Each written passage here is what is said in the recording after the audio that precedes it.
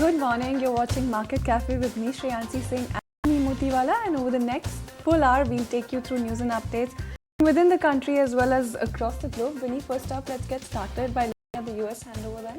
Absolutely. Looking at the US handover, at least the stock futures this morning, they are a little unchanged. There's not much happening in terms of the change for the US stock futures. But overall, what we saw in terms of a close that came in yesterday, yes, surely we were shut as an Indian market. But US markets were open. S&P 500 managed to close with gains of almost 8% in trade.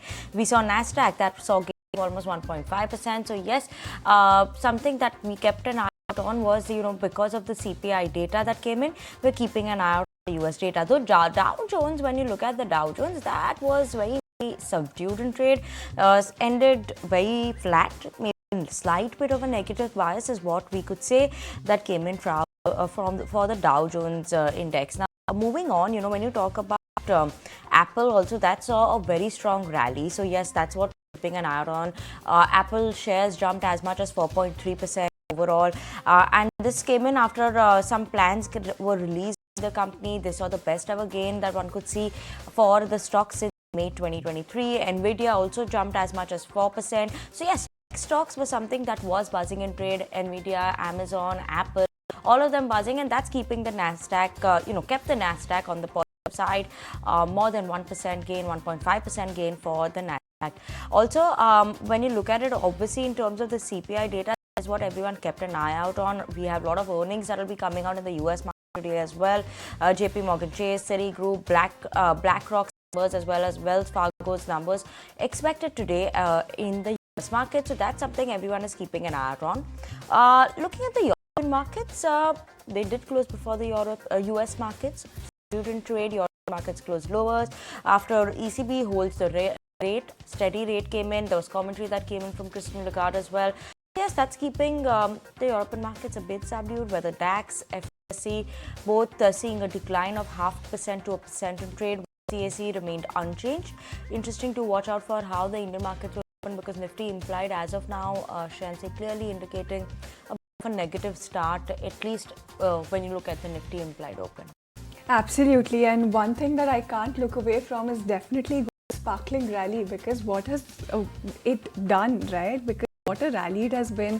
When you look at gold prices, they firmed after softer than expected US producer prices. Data boosted hopes for US cuts this year. While when you look at persistent geopolitical concerns, they also added to the metal's shine as well. So spot gold rose 1.7%. It was around that 2,300 mark. And on Tuesday, it also hit an all-time high for an 8th straight session. So that's the kind of move that we've seen coming in for gold. But when you look at crude oil futures fell on Thursday as worries about inflation overshadowed fears of a potential Iranian strike on Israel. Furthermore, so when you look at WTI, then that lost about 1.3%, settled around that $85 a barrel mark, and Brent as well fell just about 0.8%, settled around that $89 a barrel mark as well. Oil prices rose more than 1% on Wednesday, and that was after reports came in about US and its allies seeing an Iranian strike against Israel as imminent. Now, Tehran has threatened retaliation against Israel over the destruction of its consulate in Damascus and Syria in a missile strike. So, US crude and global benchmark as well are down about 1.8% and 1.4% respectively. Those are the kind of moves that we've seen this week. A recent rally on geopolitical tensions has cooled off slightly. Let's keep it with oil. And OPEC remains optimistic about robust summer demand with a strong forecast for 2024. So with oil prices already topping $90 a barrel, any economic boost could send oil prices even higher. They also expect summer to see increased fuel demand, especially for jet fuel, gasoline as well as diesel. So that's the view coming in from OPEC as well, Vinny. Absolutely, but let's move on and talk about some of the other important global stories. Like I was mentioning the US CPI data that came in.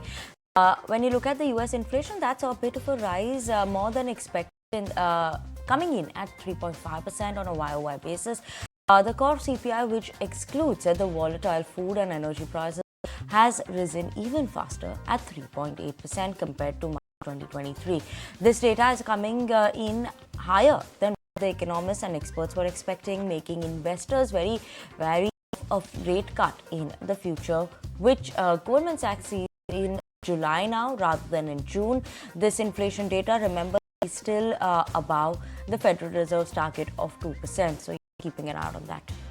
Absolutely, definitely keeping an eye on that as well. But moving on to some interesting updates coming in then, and the European Central Bank is holding its record high interest rates for now, but a rate cut could be on the horizon as soon as June. Now, despite concerns about stubbornly high US inflation, ECB President Christine Lagarde suggests a rate cut may be appropriate if inflation heads back to target. She also emphasized the ECB's independence from the Fed and the differing economic conditions in the Eurozone when compared to the US as well.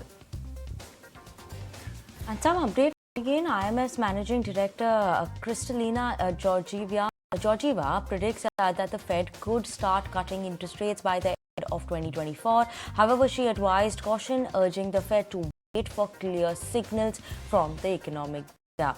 Georgieva also remains optimistic about the US economy's resilience, but warned against the prolonged high interest rates, which could possibly be a risk on the globe as well and pose some risk on that front. Now, she suggested that other central banks may diverge from the Fed's path.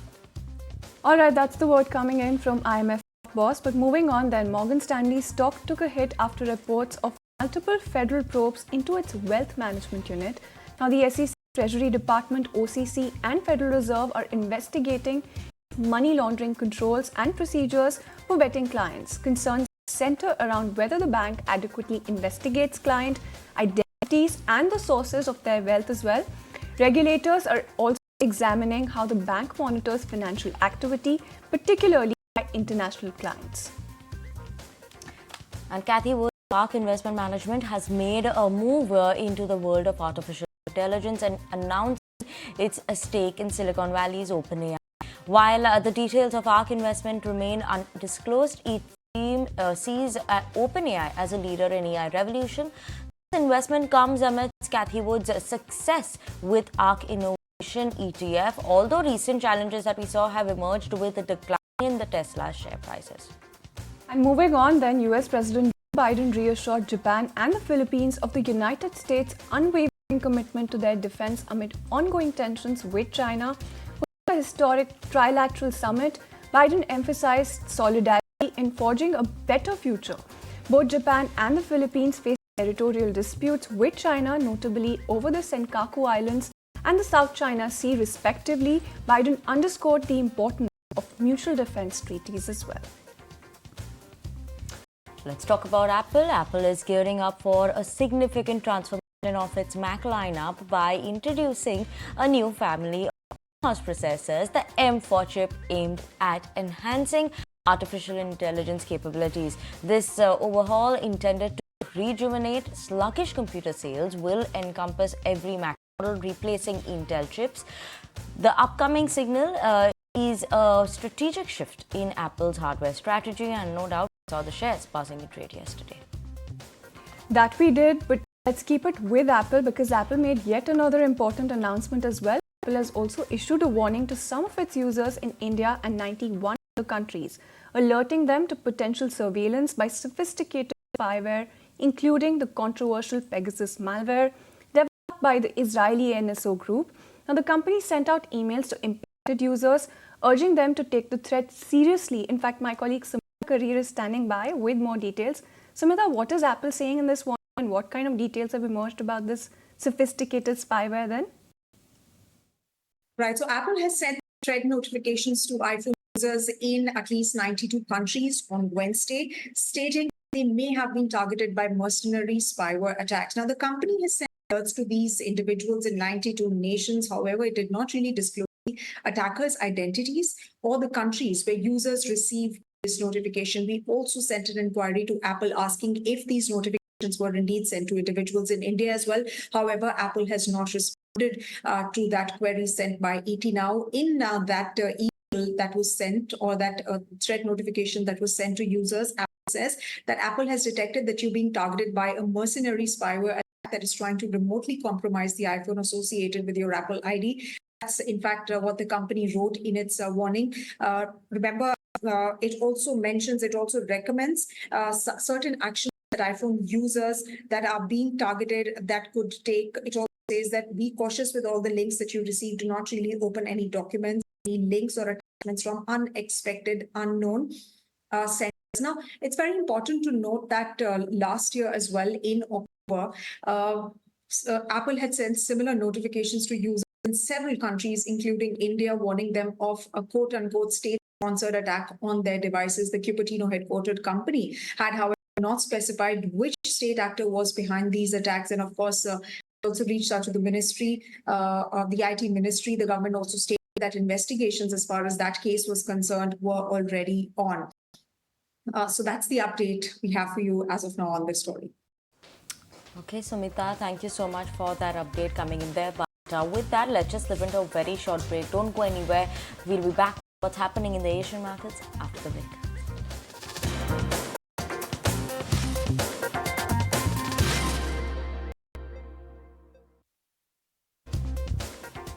Welcome back. Thank you so much for staying tuned in. Well, let's take a look at how the Asian markets are faring right now. And Pacific markets were largely mixed after an inflation-fueled sell-off in the previous session.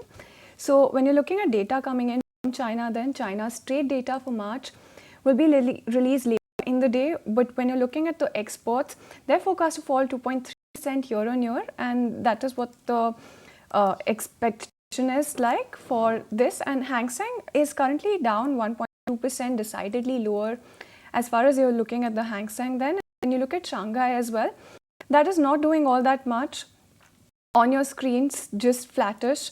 And when you're looking at South Korea, then now South Korea's March unemployment rate rose to 2.8%. So when you're looking at KOSPI on your screens, down 0.4% thereabout. In fact, South Korea's central bank also kept policy rates unchanged at 3.5%, which is a 15-year high coming in for this particular rate. And KOSPI right now is not doing all that much, though. When you look at Nikkei, that is also on the flip side, that is up just about 0.4% as well. So not a strong move coming in for Nikkei as well. And when you look at ASX 200 then, that is also down 0.3% thereabout. So mixed Q coming in from the Asian markets at this point. Nifty, of course, closed around 22,753 levels in the last trading session. Right now, what the implied is suggesting is a tempered start. In fact, quite the bad start coming in on a spot basis, and on a futures basis, then we're looking at a tempered start as far as our markets are concerned then. Okay, surely keeping an eye out on the Asian markets over there. But let's move on and talk about the exciting lineup we have for you on the market. Starting at 9:20 a.m. to talk about markets and where it is headed. Ajay Srivastava, CEO at Dimensions Corporate Finance, will be joining in with us to talk about IT earnings. We do have important Nifty earnings starting today. Sandeep Agarwal from Sovilo Investment Managers will be joining in with us to talk about IT numbers. What is the expectation for Q4? Robust realty trends is what we are seeing. To talk more about that, we have at 9:40 a.m. Gaurav Pandey, CEO at Godrej Properties. While chemicals, where is that headed? Sector, are we seeing a turnaround finally? Ajay Joshi, chemical industry expert, joining in at 9:50 a.m. At 10 a.m. we do have Harmohan Sahani, who is the CEO at Raymond Realty, to carry forward the discussion for their projects. What is Raymond Realty actually seeing? What is the trend going forward? 10:20 a.m. we do have Chroma joining in with us to talk about what's the trend like, what is doing well and what is not. Well, that is a power-packed lineup for you on the market. But moving on, in the latest edition of Khane Pe Charcha, celebrity chef Ranbir Brar as well as ET Now's editor-in-chief Nikunj Dalmia delve into the dynamic evolution of the food industry. Listen in as they discuss whether we're still in the Bishan Singh Bedi era or awaiting the arrival of Virat Kohli of culinary innovation. Cricket is a good example to give here. That our generation is not even, we are the Bishan Singh Bedis of the food world. The Virat Kohli is yet to come. T20 तो चालू ही नहीं हुआ है अभी तो test match पे ही चल रहे हैं हम लोग, right? अभी तो अगर लग रहा है कि this is success, so you if you are somebody who's looking to get into food, you have no idea. The Virat Kohli generation, the Oscar generation has to come, the Kapil Dev generation, अभी तो बहुत मजा आने वाला है. If we would have met in 2014, we would have been discussing a very different kind of an food scene. Blogging had just about started, content creation was still very niche. Not everybody was a domain expert. Today, content creation, I think, a volume में हो रहा है. So we know the scene today. But in 2034, hypothetically, हम चाय पे फिर चर्चा अगर करते हैं, तो हम क्या बात करेंगे food scene की? We'd be talking about virtual interactions with food. I think in the whole ये जो खाने का space है ना, उसमें आप डांस देख सकते हो, गाना सुन सकते हो, खाना आप सिर्फ देख रहे हो, right? I think the food world will move to a place where interacting with food beyond just the screen is going to become faster, easier, and it's not just click to buy.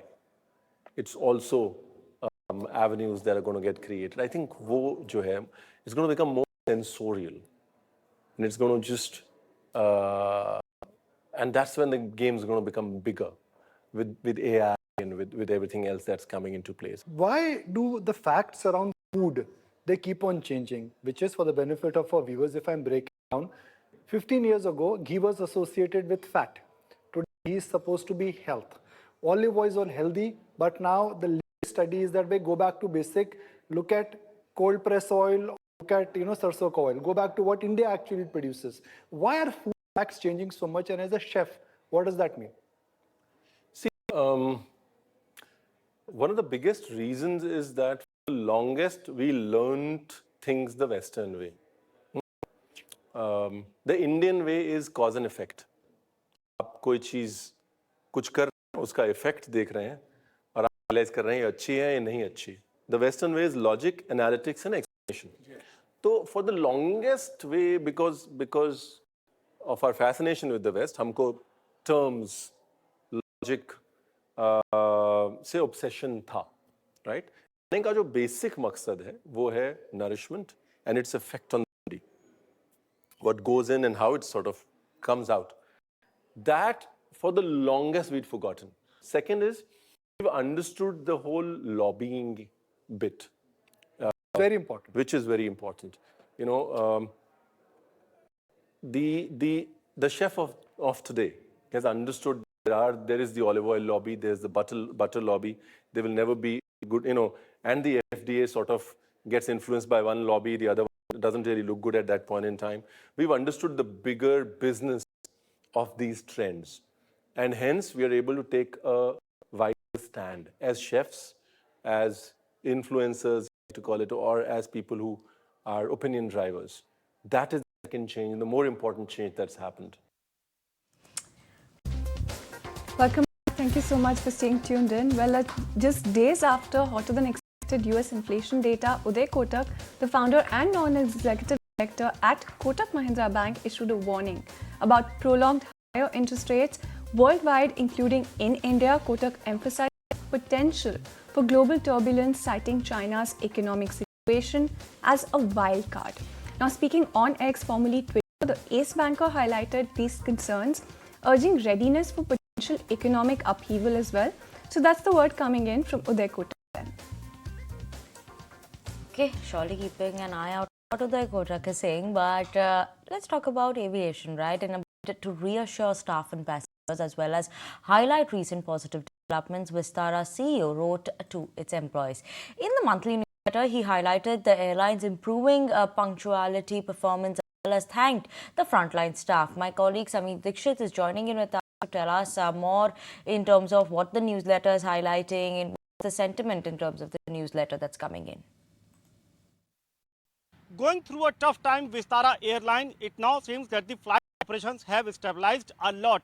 In the monthly newsletter written by Vistara CEO Vinod Kannan to the employees, he mentioned that the start of the financial year 24-25, it was quite a turbulent time, it was quite a challenging time because majorly the flight was disrupted, especially for a period of March 31st to 2nd of April. But he mentioned that now the flight operations, it has been stabilized, and also the OTP, the on-time performance of the flight, it has improved, and it was recorded at 9% for the date 9th of April. He mentioned to all the pilots and the frontline staff who came and help the airline during the crisis or the turbulent time. In addition to that, he mentioned that the major cancellation or the flight disruption was majorly on the domestic route, but as a new strategy that has been adopted by Vistara, the flight operation has scaled down, and it has been scaled down to around 25 to 30 flights per day, which is roughly around 10% to what was Vistara operating earlier. Now Vistara is focusing on the plan that is for May 2024 and going forward. So a new plan that has been revised, that has been chalked out by the management. They are working on the same. But in addition to this, the Vistara CEO also mentioned that they are very much committed to provide good flying experience to the customers, and whatever flight disruption happened and the passengers were affected, now those affected passengers are being compensated as per the regulatory norms. And now the CEO also mentioned that the flight operation has stabilized and it will be such disruptions won't happen going forward. All right, thanks, Amir, for all of those updates then. But moving on to another important announcement. Days after India unveiled the new EV policy, Tesla CEO Elon Musk has confirmed his visit to India. In a social media post, he wrote that he's looking forward to meeting Prime Minister Modi, and the meeting is likely to happen in the final week of April. My colleague Sumit Chaturvedi is standing by with more details. Sumit, a crucial development indeed, but tell us more about this. What seems to be on the agenda for this meeting then?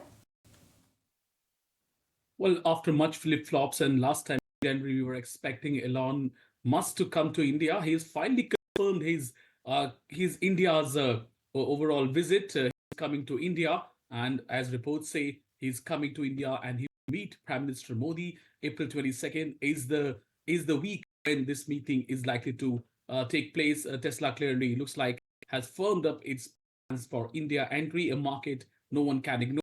A few days ago, he said that India is a market clearly that's awaiting Tesla's entry. $2 to $3 billion investment, something we understand has been earmarked for India.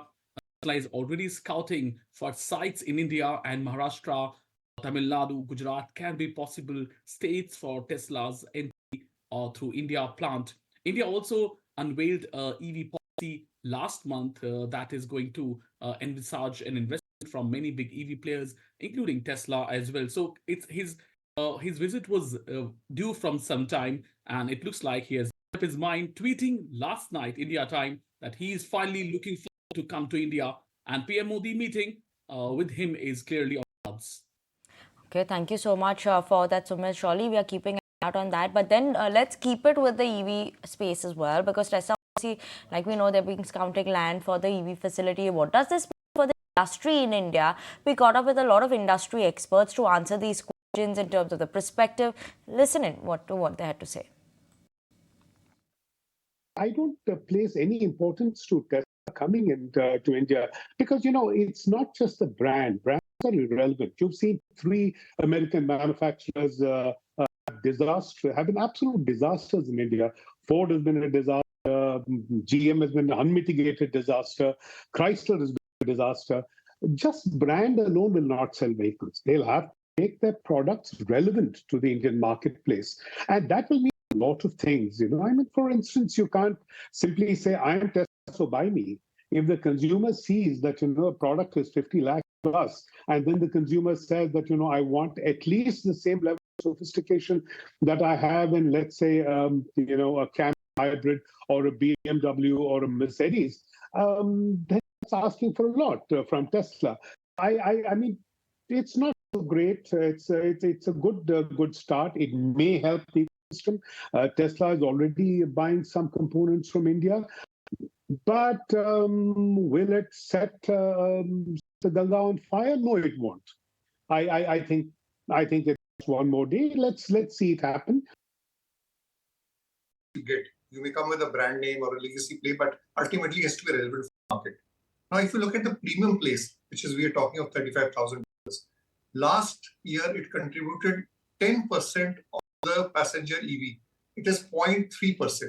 So that is not going to make a difference in terms of volumes or in terms of adoption. But what I think Tesla's coming in is the world will start noticing India as a global manufacturing hub, a supply chain hub, a battery hub, and also the entire ecosystem part of it. So premium EV players, already we have Audi, BMW, Mercedes, Volvo, they are there. And they are giving products. Tesla will come in, will probably raise the market slightly. But I think the bigger challenge or the bigger opportunity will be more at the below 20 lakh price point. And that is where action will be. All right, then that's the word coming in from experts that customer is king, and even Tesla will have to try hard to rule the roost, and they have to be adapting to the Indian customer. But moving on then, Prime Minister Modi chaired a crucial meeting to assess India's readiness for the heatwave season as the IMD forecasts above normal temperatures, particularly in central and western India. PM Modi also emphasized awareness creation alongside hospital preparedness as well. And the review encompassed also forecasts for the hot weather season, readiness of the health sector, dissemination of essential information in regional languages through various platforms and channels. Key officials from the PMO, Home Ministry, IMD and NDMA participated, underscoring the gravity of the situation as well. Measures include ensuring availability of essential medicines, intravenous fluids as well as ORS. So that's the word coming in from PMO on the heat wave. But with that, we're timed out on this segment. We'll see you on the other side with some more stock-specific news.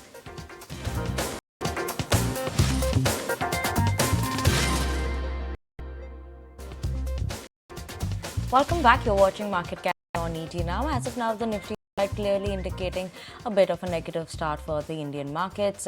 Implied down 141 points.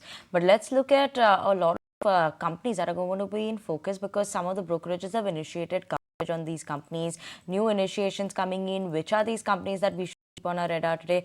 Ashesha is joining in with us. Ashesha, good morning.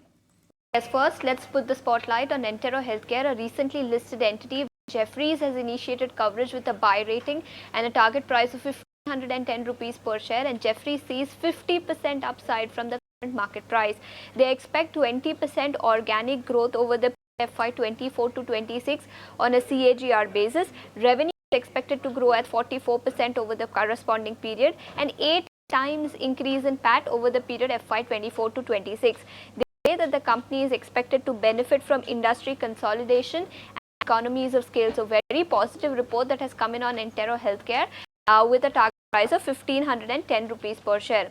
Moving on to CDMO counters then, Goldman Sachs has initiated coverage on 3 of these counters. They've initiated with a buy on Syngene and Newland Labs. For Syngene, they've given a target price of 875 rupees per share. They say integrated growth engine is expected to be fueled by newly added capacities. And for Newland Labs, they've given a target price of 9,100 rupees per share, where they say that the company is scaling new heights on the back of commercial launches. Apart from this, the third counter is Laurus Labs, where they've initiated coverage with a sell rating and a target price of 350, where Goldman Sachs says that back-end earnings inflection is at odds with front-ended street expectations, and hence they've initiated coverage with a sell rating and a target price of 80. So all these 3 counters in focus on the back of Goldman Sachs initiating coverage report. Thanks, Ashesha. So we'll keep an eye on all of those counters then. But which are the counters that are on brokerage radar this morning? Well, yes. First up, let's talk about Credit Access Gramming. In fact, this is also an initiating coverage report that has come in from Goldman Sachs, where they've initiated coverage with a buy rating and a target price of 1,788 rupees per share, which implies an upside of about 25% as compared to Wednesday's closing price. They say they expect 21% profit after tax CAGR over the period FY 24 to 26. This currently is at a discount of about 27% as compared to other NBFCs within their coverage. So they believe that the valuations are attractive, and hence they see nearly 25% upside from the current market price. Moving on to PVR then, where CLSA believes that the risk over the long term looks very attractive. They are retaining their buy with a target price of 2,280. They say there could be challenges in the near term with respect to content, but there are no structural risk for multiplexes, and they plan to add about 150 to 160 screens each year, with 40 to 45% screens in southern India. So CLSA is maintaining its buy stance on the stock with a target price of 2,280, implying 65% upside from the current market price. Lastly, let's also talk about Zomato. The stock has been in focus for the last many trading sessions. JM Financials in fact has come out with a note, and they ahead and upped their target price to 260 from their earlier target price of 200. They say Blinkit continues to grow exponentially, and that is what makes them positive on this counter. They are seeing no signs of slowing down as far as Blinkit's operations are concerned, and the company is likely to double down on growth. So very positive report. They've gone ahead and hiked their target price to 260 from their earlier target price of 200. Zomato in focus on the back of this JM Financial report that has come in. Thanks, Ashesha, for that update. So those are the stocks that you need to watch out for, but these are also going to be the stocks that you should be looking out for. So first up is, of course, Uno Minda.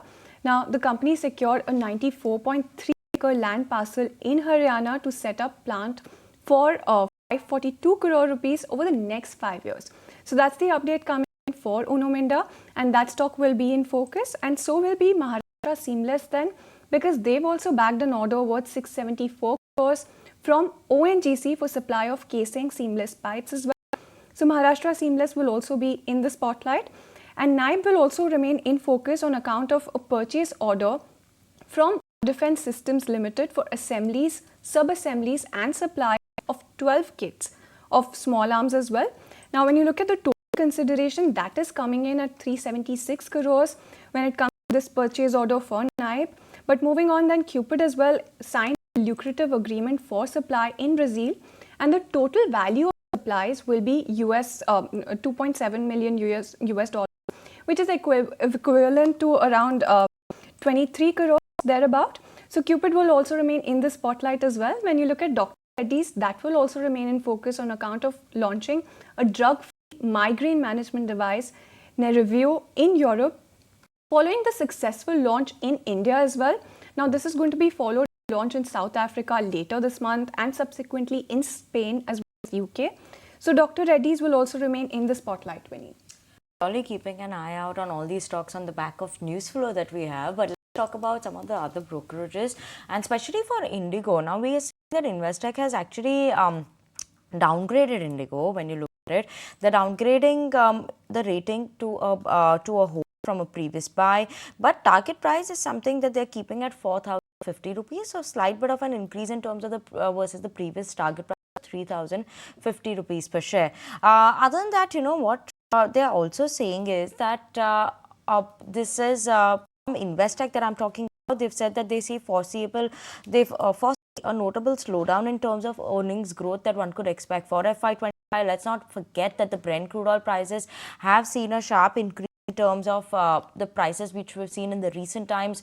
You know, they were comfortably above that $90 at one point of time. Right now also trading around that. So yes, that's something we are keeping an eye out on. They believe that overall, you know, the expansion capacity may see a bit of a decrease in terms of the capacity expansion, rise in operating costs. That is also going to be causing in terms of a short-term increase in terms of the lease amount. That's a factor that Investec is keeping an eye out on. And other than that, you know, obviously what they're saying is that for Indigo, the important factors will be from FY25. Q4 may turn out to be well for at least in terms of the commodity front, passenger yield front. But other than that, let's keep an eye out overall Indigo. We're seeing a bit of an subduedness that one could expect, at least in terms of FY25 going forward. That is a factor that we're keeping an eye out on. Also, you know, what we're keeping an eye out on is Access Cap. They also came out with a note where they too are downgrading the stock to add from a previous buy. They said the 22% up in a month leaves them very limited upside, and in terms of growth that they see for the company, they've raised the target price similarly to 4,100 from previous target price of 3,710. And obviously, they said the stock run up discounts the recent positives. Yes, not too many triggers that are there for the outlook going forward, and that's why Indigo maybe is something that we are keeping an eye out on. But let's move on and talk about what are the earnings that are going to be reported today. We do have TCS, the IT major, that will be kickstarting in terms of earnings for the Nifty 50. What should we be expecting this time from this IT company? Anything exciting, any positive signs? Anisha is joining in to give us those details. Anisha? Well, while the expectations from the IT sector are a bit muted, TCS could perform better purely on a relative basis. The lower furloughs and the ramp up of the BSNL deal would mean revenue might jump up by 1.7% if you're looking at the rupee revenue. And dollar revenue is expected to jump up by 1.3%. There's also some recovery we're expecting in the BFSI sector, and the manufacturing sector should continue to perform well. Margins are also expected to remain steady, maybe between 25 to 25.2%. That's because the operational efficiencies will kick in, plus the subcontracting expense has been on the lower side, so that should support the margin performance.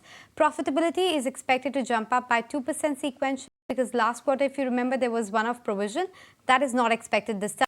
In terms of the other internals, the constant currency is expected at 1.2%. Though the expectations are quite varied, right from a 0.5% to 2.5% kind of range is what we have on the constant currency growth. We'll also watch out for the deal win momentum. It's expected to be steady between that $7 to $9 billion mark, aided by that $2.5 billion deal that they signed with Aviva. In terms of the commentary, of course, FY25 outlook will be important to watch out for. Whether demand has bottomed out, any signs of recovery in discretionary demand is something that we'll want to hear the management comments on. Pipeline and other headcount trends is something that gives you the idea about the growth recovery that the company is looking out for, and that again becomes an important monitorable. But overall, a steady set is what we're expecting from TCS.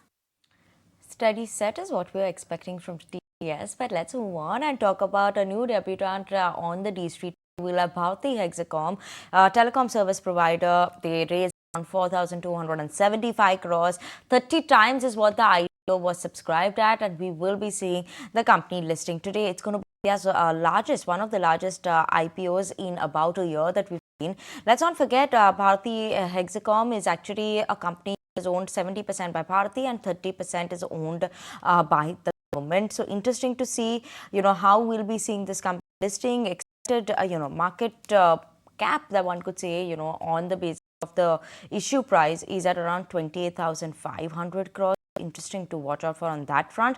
Overall, when you're looking at it in terms of peer comparison as well, the market size is at $2 billion for Bharti Hexacom versus Airtel India, that is at around 28 billion. Market growth over the last 1 year has been 17% versus Airtel, which was at around 14%. So let's keep an eye out on in terms of the ARPU numbers, 197 versus Airtel at 208, and EBITDA growth has been at 54% versus when you compare it to an Airtel, that is at 26%. Revenue growth 22% versus 20%. So it seems like it's something that one should watch out for in terms from Bharti Hexacom. As of now, expectations is that maybe it could see a good listing, but depends on markets where we see it going. That's going to be interesting to watch out for Bharti Hexacom, telecom service provider. Good listing, strong listing is expected from the company, one of the largest in terms that we could expect from an IPO in almost a year that we have seen since listing of Mankind Pharma. Well, absolutely. We'll definitely be keeping an eye on that particular IPO, but let's get you some more updates, and this time from outside the world of stocks. Then O.J. Simpson, the American football star and actor who was acquitted in a sensational 1995 trial of murdering his former wife, but was found responsible for her death in a civil lawsuit and was later imprisoned for armed robbery and kidnapping, has died at the age of 76. Simpson, who was cleared by a Los Angeles jury in what the US media called the trial of the century, had died on Wednesday after a battle with cancer. His family posted on social media on Thursday. Moving on then, Sweden breaks a record, reports the earliest onset of summer in its history. 3 southern towns in Sweden have reported average temperatures above 10 degrees Celsius for 5 consecutive days. The climate chief says we have just 2 years to save the world. Moving on then, PM Modi met with prominent names in the gaming industry like Mortal, 8-Bit, Tug, Payal Gaming and Gamer. During the meeting, PM Modi assured gamers of complete support and assistance to the gaming community to foster the growth in gaming and esports industry as well. The meeting was organized to discuss the future of the gaming industry. Shifting focus then, after PM Modi, now Rahul Gandhi and Stalin will share the stage in high-profile seat of Coimbatore. The two leaders will campaign for the DMK's G. Rajkumar, who is pitted against BJP's Annamalai scan to see the scam poster appear to mock the BJP. Let's move on, and in a proud and historic moment for India, private space company Blue Origin has announced that Indian national Gopi Chand Thotakura will be part of the 6-member crew that will blast off into the space on the next New Shepard mission. Now, he will be the second Indian citizen in space after Wing Commander Rakesh Sharma in 1984 and the country's first civilian astronaut.